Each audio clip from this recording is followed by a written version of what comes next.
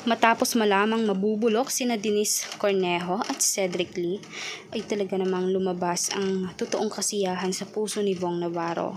After 10 years sa wakas, dahil 2014 pa nang umusbong, talagang pinagtulungan ni na Cedric Lee at Denise Cornejo itong si Vong Navarro. Sinet up sa hotel para naman masabing ni-rape umano siya. Kahit hindi naman. Kaya ngayon, haharapin niya ang karma niya, ang totoong pananagutan niya sa batas, na siyang mismong bumaliktad. Ngayon lang ay talagang inopen up pa nilang kaso ha. Pero ngayon, lumabas sa korte na guilty sila. Tila pumangit pa nga itong si Denise Cornejo.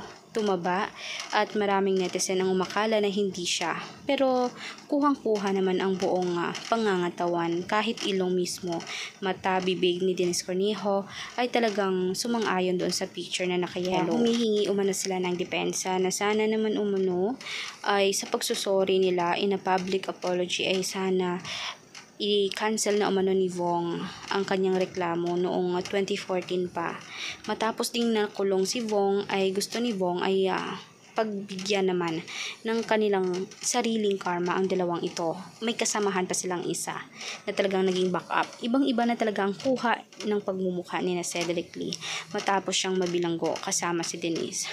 Kaya kay Quiz Vong Navarro ay talagang nakamit na ang totoong hustisya.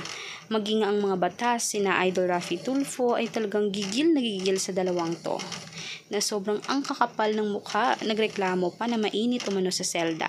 Kaya for more videos updates guys, mag-subscribe kayo at mag-click ng notification